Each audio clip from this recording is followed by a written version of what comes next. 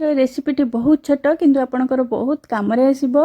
आपड़ जदि घरे इडली बरा डोसा उपमा एमती बनाऊन ना ता सहित ए चटनी की निश्चय थे बनईकी देखु। घरे समस्ते बहुत पसंद करेंगे। आपड़ होटेल जो डोसा इडली सहित चटनी खाऊन ना ताठू यहाँ बहुत ही बढ़िया लगे। तो आपड़ भिडटी को स्किप न करी फुल वाच करूँ आई प्रोसेस निश्चय थे बनातु। आ रेसिपीटी पसंद आसिले भिडटी को निश्चय गोटे लाइक करूँ। आपण सांगसाथी मध्य शेयर करूँ।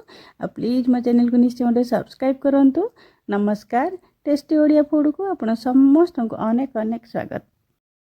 देखो गोटे कड़ाई गरम करके मुझे 3 बड़ चम्मच चिना बादाम दे दूची।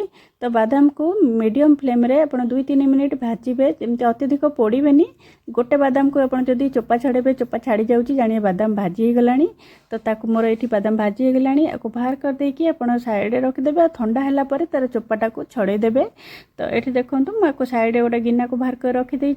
ठंडा है मुझे चोपा छड़े देवी।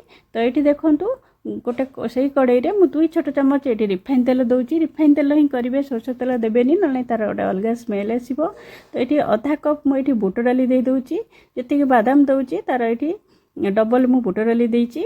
तो आपको लो फ्लेम रे रखिए बिल्कुल हाई फ्लेम देवेनि। जस्ट टिके एमती मु गोले देली। तापर ये आधा इंचर अदा मु दे दूची छोट छोट काटिकी दे देची।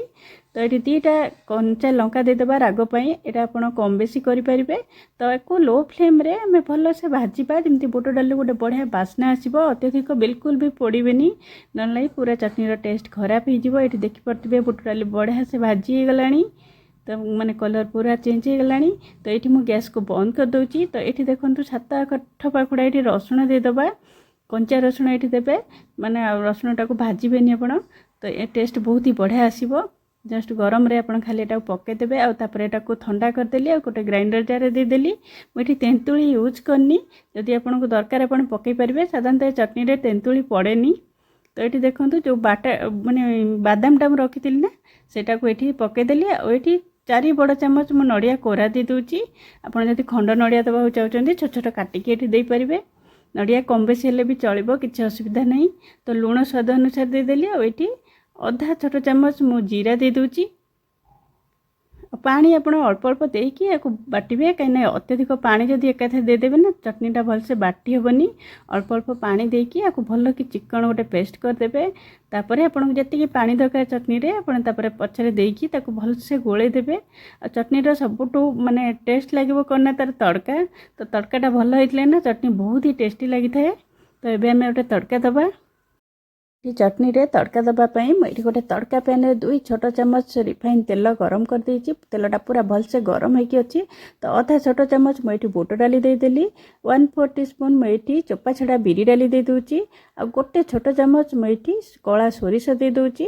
तो ये फुटण बिल्कुल पकेबेनि सोरिष पकईकी पकारे।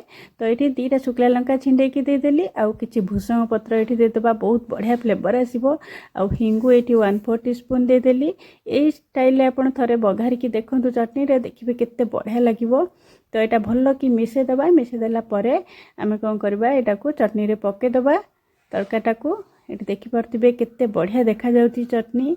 आ होटेल चटनी ठारू एटा तो निश्चिंत पसंद आपण माने समस्त को पसंद आसो। निश्चय थरे बनातु। तापर मते कमेंट माध्यम रे जणातु रेसिपीटी केमती थिला बोली। और रेसिपीटी पसंद आसले वीडियो को निश्चय गोटे लाइक शेयर सब्सक्राइब करंतु। आज पई रहिली पुणी आसीबे आ गोटे नुआ रेसिपी ने की। Bye bye.